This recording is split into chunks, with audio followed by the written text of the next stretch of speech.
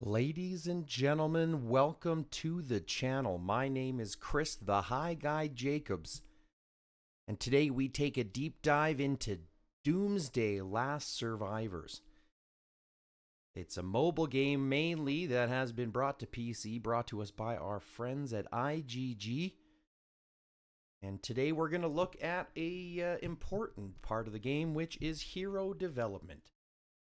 Now, the tough part about heroes is that first and foremost, you have to decide what type of heroes you want to play.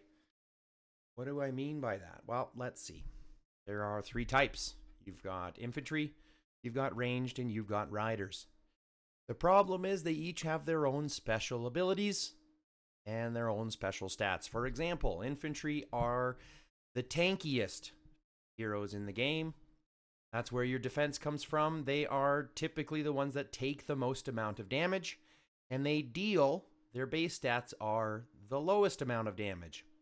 They are also the second fastest or medium speed in the battlefield. If you look at riders, they deal medium damage, they tank medium damage, and yet they are the fastest in the battlefield. And in the same respect, ranged are pretty much the opposite. They do the most amount of damage, they take the least amount of damage, and they are in fact the slowest in the field. So they each have their own kind of characteristics. And with that, the heroes themselves are actually the same. Now, let's understand that currently, if you look at the date and time at the top right, which some people might not know, is the in-game date and time. It is currently May 5th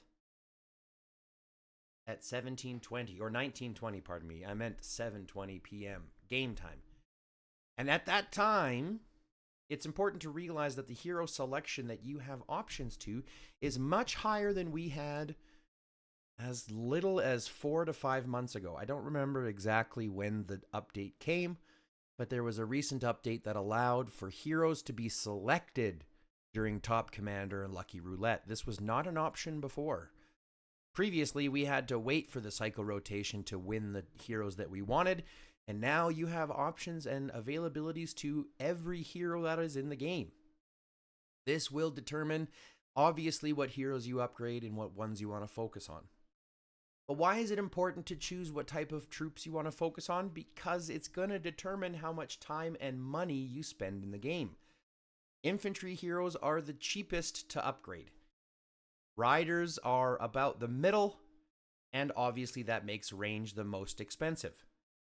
Does that mean real world dollars? Well, either that or a heck of a lot of time. You can achieve almost all of the same attributes through grinding and just spending the time. But especially now, it does involve some very strategic play in order to maximize those results. So when we talk heroes, you want to first understand what type of troops you want to focus on. And remember, my best advice is to hyper-focus one individual type of troops, unless you're planning to do what is called whaling, which is spending a lot of money in the game and becoming a superpower. It really isn't cost-effective. Now, as you can see, I am currently at about 60 million power. This is without armaments. We are currently in a region that is new. We are just about to lock into Zone 2 here in the next couple of days when they unlock.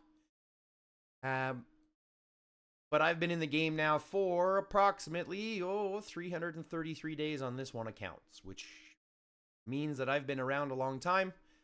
I have talked with some of the top players. I stay in contact with them as well. So I try to keep my information as relative and relevant, pardon me, as is necessary. Now, keep that in mind when you're looking at your own hero selection. As again, hero selection is individual. It's based on what you have. But I will give you a basic idea on how to improve your heroes, which will in turn improve your might and improve your utility in the overall gameplay. So let's look here at some heroes. Now, I've got a good selection. Again, I've been playing for a while. I'm missing only a couple of them. One of them is brand new, and one of them is hidden behind VIP 11, which I am currently not yet. The other two, this one is a brand new character that was just released here a couple of months ago, and I just didn't have the chance to collect Eddie yet, but he's definitely on my list. Now, if we look throughout the heroes, you're going to understand a couple of things about them, or you're going to notice a couple of things. Each hero has a different 3 talent trees, okay? And these talent trees determine how effective you are in the field, or how effective your hero is, on what you want them to do. Most heroes come with a strategy guide. So they will come with a suggestion from the developer on how you can build them yourself, depending on what you want to do with them. And also just take what I say with a grain of salt, as the game does change based on who's available, and the game does change as they balance it, as the producers themselves balance it. Now, in our alliance here, our entire goal is to help as many people as we can, so that's why I've decided to help start putting out these videos, because I've had a lot of questions, and just doing live streams isn't sufficient. So in these questions, a lot of them come down to, how do I level up heroes, which ones do I focus on, and what do these talent trees mean? Well, it's kind of difficult, but only because it's not... Let me rephrase that. It's not difficult. It just looks more complex than it really is. Every hero has these 3 individual trees. It's not these 3 individual ones specifically, but they will have 3 individual trees. 1 yellow, 1 red, and 1 blue. How you upgrade your heroes will determine, again, their utility in the game. In those 3 categories, the red, the yellow, and the blue, you have 5 individual options. In the red category, for example, you've got the rider squad. You've got one that's going to say ranged squad, like we have here in Lewis. You're going to see one that says infantry, like we have here with Adut. You're going to see one that says leader, like we have here with Peter. And you're going to see one that says overall, like we have with Maxine. Overall. These basically are the individual main character talent trees, which determine what armaments they wear, what type of heroes or troops they benefit, and effectively what they're good at, what type of troops they're good at leading in their marches. Next, you have the yellow tree, the yellow colored trees, which include zombie hunter, like you're going to see with Catherine here. Like general, which you're going to see with, like Miyamoto. Siege, like, again, Peter. Garrison, like most of your defense here with someone like Raigoro or Thunder. And then gather, like, again, you'll see with someone like Maxine. These ones are basically more designed for for specifically what you want that hero to do. If you want that hero to do well in Battlefield, you're probably not going to upgrade their gathering wing, because then you're not getting the benefits of those talent trees. So again, it's about hyper-focusing what those individual troops, what the individual heroes do. Next, you've got your blue side of things here, the blue talent trees. One you're going to have is called Field Battle, which you'll find on a lot of these high mobility characters like Cynthia. One you'll have is called Skills, which you'll find on most of your high damaging characters like Adut again. One you're going to have Attack, like, Peter. He's a 3-boy here. We've got him with Attack as well. Defense, which you'll find on most of your infantry, your big chunky boys, your defense. And last, Support, which you'll find on someone like Martin, Support. And this is more of a generalized combo in regards to what your hero does specifically. For example, because Martin is a healer and helps increase healings and things like that, that's what the Support wing does well. So it's going to increase the combat abilities of their own squad and nearby allies. Now, why is this important? Because this is going to determine who you have leading your marches, who you have co-leading your marches, and how you level them up from there, which heroes you inevitably use and don't use. Because the truth is, based on how you play, or based on what heroes you want to focus, will determine how you level them up.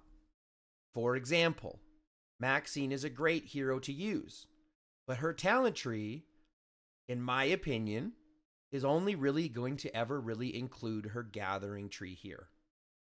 You're not going to use your points into her overall wing or her support wing unless you absolutely have to after you fill out the gathering tree. Now, does that mean that I'm not going to use Maxine in fights? Absolutely. Her main purpose is gathering, so that's what I'm going to use her for. I have many other options for fighting over on the left here. She's one that I will use exclusively for gathering. So you level her up to level 44, as level 44 allows you to fully stat out the talent tree. And then you don't have to focus her from there. Let her level up naturally as you need to. Just like you have someone like a zombie hunter, which you can, don't get me wrong, you can select some of your gold heroes here to be your zombie hunters.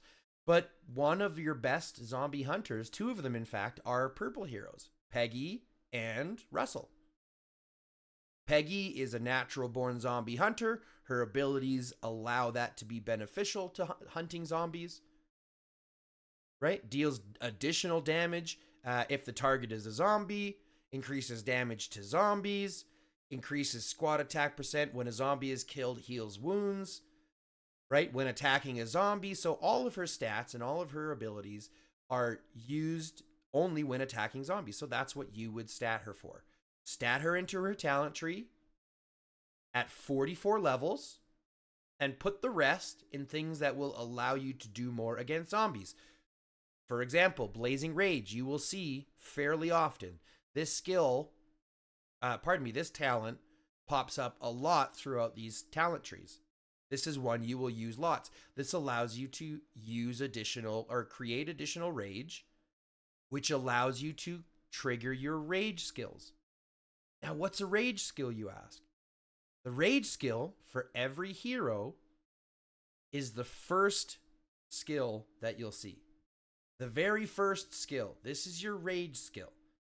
This is what triggers every time you fill your rage meter and your heroes trigger their abilities. Now, this is pivotal to each character, to each hero.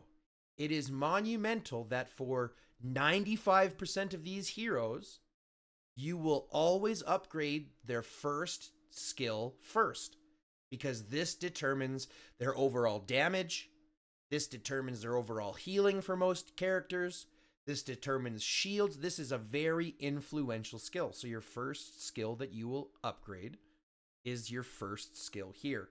From there, read the skills individually and decide which ones play into your playstyle.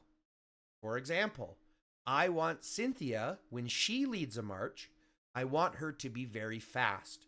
So my talent trees, I've done as much as I can to increase her travel speed as much as possible with the field battle side of things. And with her skills, I have done this one first, which increases travel speed, and all the way up.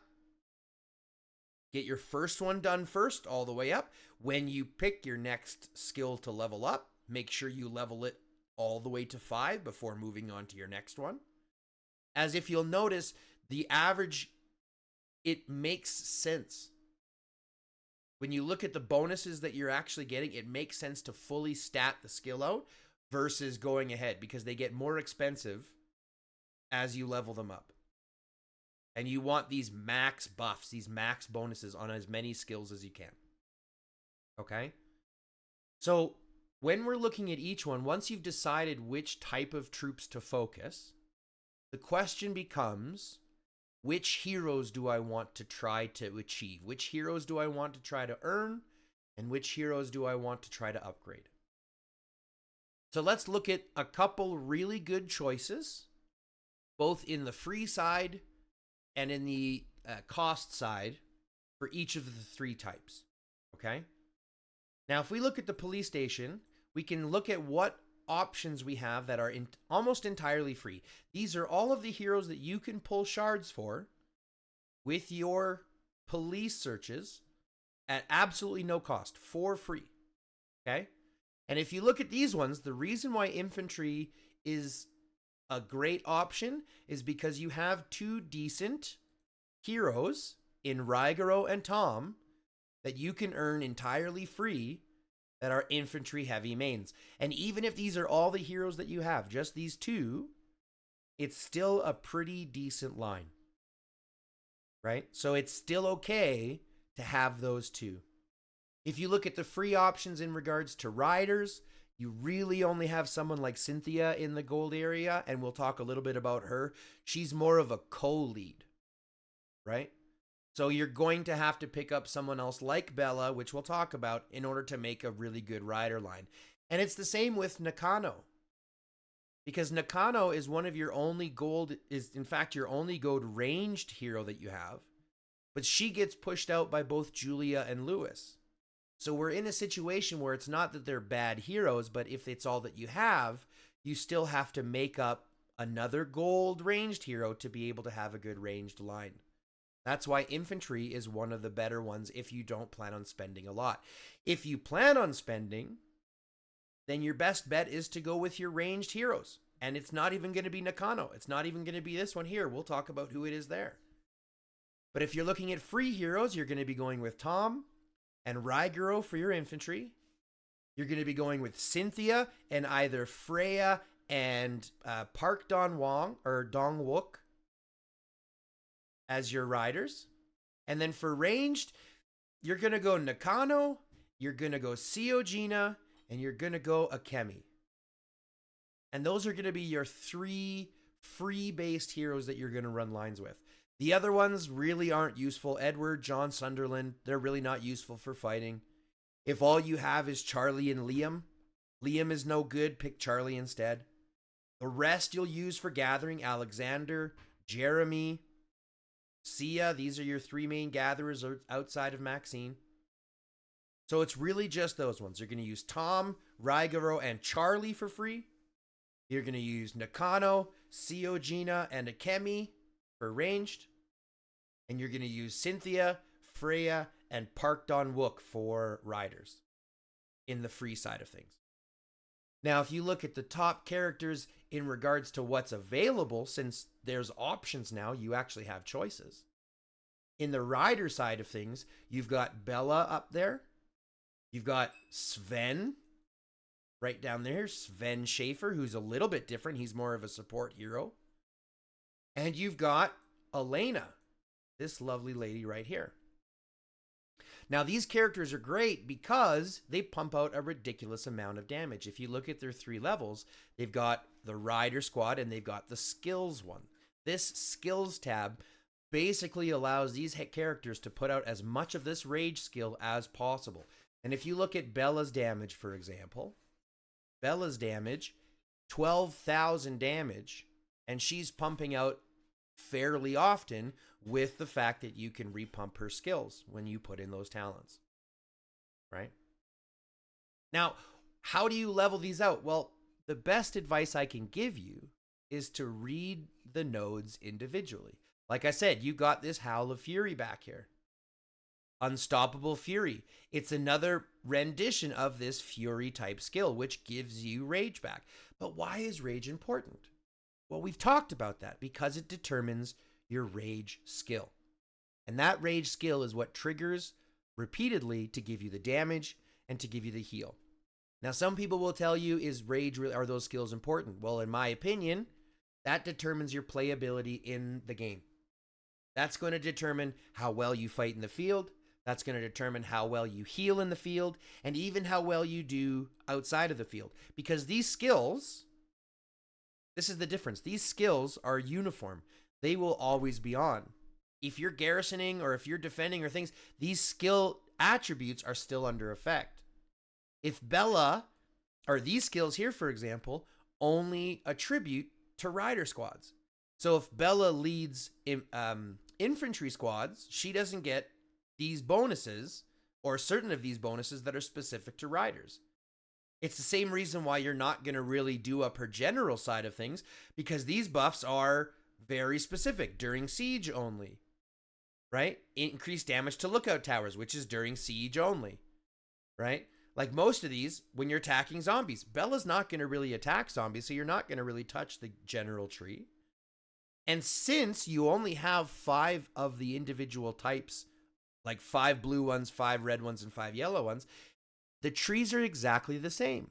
The skills tree here for Bella is the exact same as it is for Elena. The skill tree, not the skill tree, the talent tree, pardon me, is exactly the same here as it is for a Dut. So again, like I said, it looks more complex than it really is. But once you hyper-focus what type of troops you want, you can decide from there which heroes you need. So let's go back again. We've got Bella, we've got Elena, and we've got Sven. These 3 are some of the 3 top-ranked, currently the top-ranked rider heroes that you can have. Now, Sven is a little bit different because he does have that support wing, but he's going to be used more for sieging anyways. So it's all right to put some into that if that's what you plan to use him for. Okay? Again, check the strategy guides. These are good guides that gives you a decent amount of information on how to stat these heroes out. Now, some people ask me, what's the difference between co-leader and leader? Well, let me make this very clear as I can make it. The leader is the only thing that really matters. The leader brings everything, okay? The leader to the fight will bring their armaments, they bring their star level, they bring their actual level, they bring their talent trees, and they bring their skills. Which means that the leader is effectively the major hero you need to focus on in your individual marches. The co-leader, the person that you have that runs as co-leader, will only bring their skills. Okay, they only bring their skills to the fight, which means that it does not matter what level your co-leader is, as long as they have their skills unlocked. For example, if you look at someone who's purple like Edward here, he's only level 11, but he's fully awakened. So he would be just as effective at 11 in co-lead as he would at level 60 as a co-leader as well, because that's irrelevant. The only thing that matters with the co-leader is their skill level, okay? This is why you can have level 10s or level 11 heroes with 5 or 4 stars being fully awakened, doing as much damage as a level 60 fully awakened in that same co-lead spot, because the co-leader only brings their skills. So if you look at someone like Sven, for example, because he doesn't have the skills side of things, he's not going to be pumping out more skills. He's going to be more talent, pardon me. He's going to be bringing just his skills as the co-leader of that line. So it's all right to focus on him, knowing that you're going to basically get him. You don't have to get him to 60. You just have to get him awakened. And unfortunately, awakening takes a lot. As you can see in my 300 days, I've only managed to recently awaken these 2, and obviously Jaden and Maxine, which you can earn entirely for free. And they do some pretty good things. Maxine provides bonus nodes. She provides these bonus gifts when she farms. Whoops, sorry. I'll go into the bag properly. She provides these bonus gifts here when she farms, Maxine's gifts. And they can contain a lot of things, from gems to speed ups to buffs to you name it. So it's good to have them awakened. But it takes time. It takes time. It takes money. It takes both or a massive amount of one. Next, when you look at heroes, let's look at infantry heroes. Some of the top ranked heroes currently. You've got Thunder, who among the current top players is argued to be one of the best heroes in the entire game. His heal is unmatched. His damage is unmatched when you have him garrisoning as well and awakened. And his utility for being able to fight in the field is fantastic. So he is one of your top ranked heroes overall. If you can get him, and put the stats into leveling him up entirely, he becomes a pretty dominant force to be reckoned with. Next, a Dut, one of the same, one of the top heroes right now in regards to infantry, as she increases the movement speed, and she does a good job of that. Now, why is that important? because as I mentioned, infantry are lacking in speed. What they lack in speed, they make up in tankiness. So one way to allow them to do more damage and actually survive more is to increase that base speed. So she does that really well. Another new addition to the top, you have someone called Miyamoto Doichi. And this gentleman here is fastly growing to be one of the best as well. He also increases travel speed. When you pair him with a Dut, that means that they're getting an additional massive boost to speed and makes them pretty darn damaging in the field. So because they both have the skills tree and the infantry squad tree, they're basically taking advantage of the tankiness of infantry and turning them into as fast as riders, if not faster than certain rider lines. They're going to be pumping out a lot of skills, which means they're doing a lot of damage. And if you run him in lead, he's doing fanned damage, 13,000 fanned damage, basically over 3 squads, which basically means AoE damage is superior. It ends up winning in fights a lot more often, just especially when you're talking big war. So that would be your top 3 in my opinion. Eddie is a close in there as well, a close approximation, but I don't have him, so I can't really rank him. So my 3 currently is a Dut, Miyamoto, and Thunder. If you look at ranged currently, one of the best lines in the entire game, Lewis, followed by Julia, followed by Jacob. Lewis and Julia themselves are one of the best lines in the game. They do incredible damage.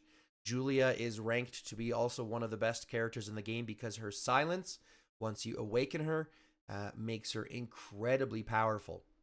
Plus, all of her abilities pretty much restore rage, which means that she's putting out a ton of damage, and restoring rage meaning that she can increase how often that damage comes out.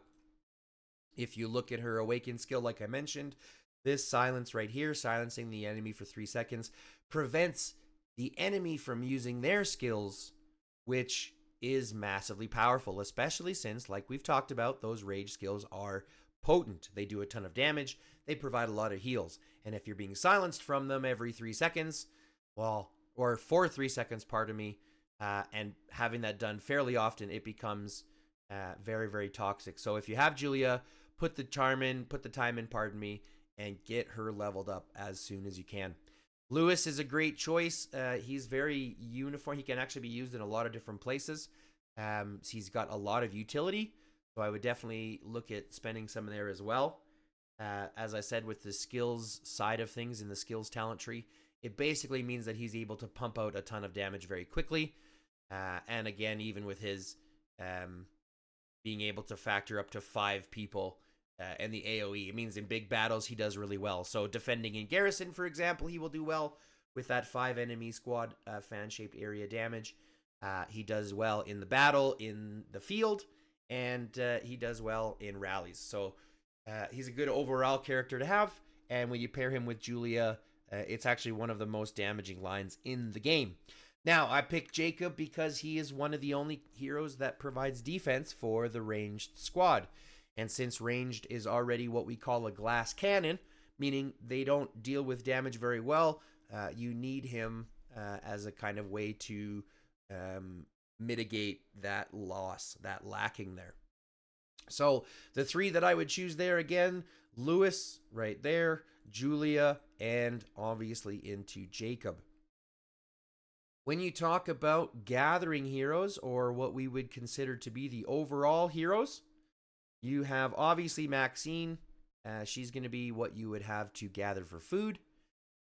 Pair her with someone else who also benefits that. I could show you in fact, let's see if I can. Yeah, let's look at that right now. Let's set a march. We're going to create a squad. Let's just look at who I have set up here for my marches. So my first march here is my food farming. And that's Maxine and my boy, I can't remember his name. It's Dr. something or other. But the reason being is because his skills are going to benefit farming food, right? So he increases squad's food gathering speed by 18% and wood and steel by 12. Now, could I use him to also farm wood and steel? Sure. But he works best doing food. So let's put him with the person who does best food. And together, they make that line. If I look at my farmers for wood, I've got our friend Jeremy and Grandma Michelle. Now we want Michelle because obviously she has an overall buff when it comes, a specific buff when it comes to wood. Again, she can do food and steel as well, but her overall benefit is specific for wood. And then you pair that with Jeremy, who is also specific for wood. You get a really fast and efficient wood gathering speed line. Next, we look at steel. And if I look at steel, I actually have them farming out currently. You've got our man, this guy over here. His name is totally forgotten to me currently. That's just classic. Not Jared. Alexander. That's his name. Alexander. So you've got Alexander here, and you've got this girl over here. Now, she provides a bonus 20% speed buff, I believe it is. Or something like that. It might be 15.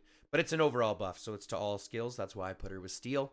And then you've got our last one, which is oil.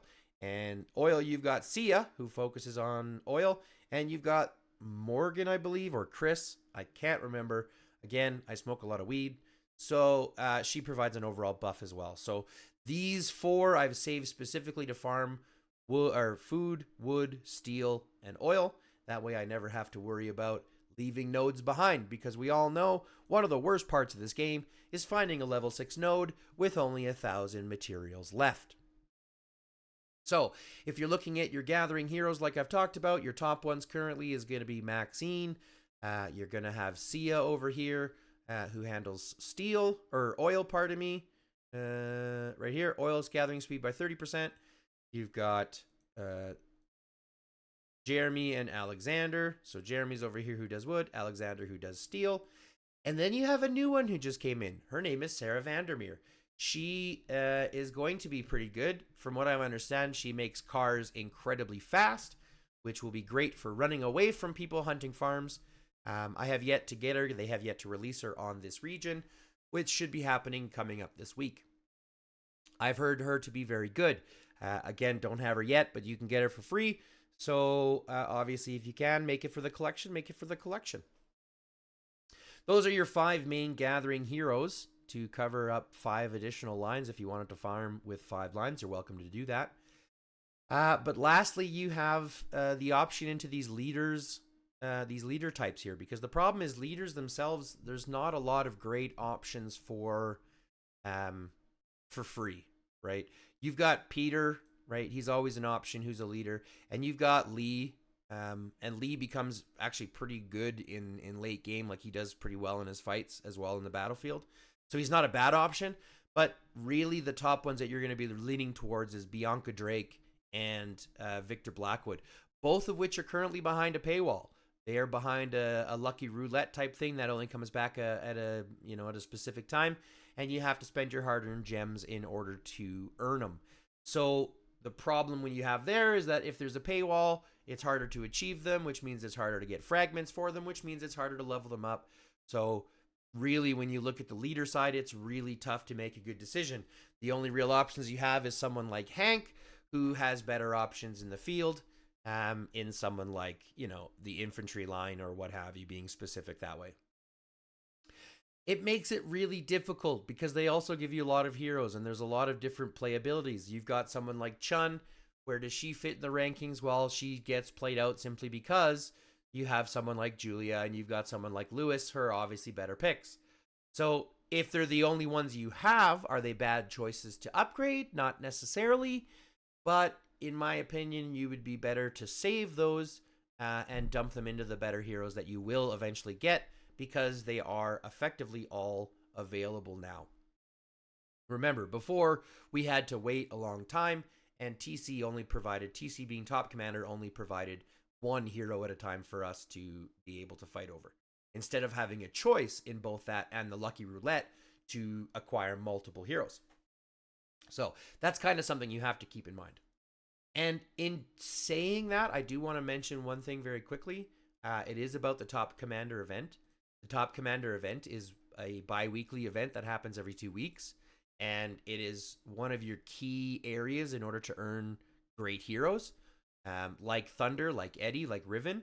So what I always suggest doing to all the players that I deal with, save up all of your speed ups, all of your upgrades, all of your hero upgrades, all that kind of stuff. Save them for specifically during the top commander event to rank up as high as you can to earn as many frags as you can for these top ranked heroes.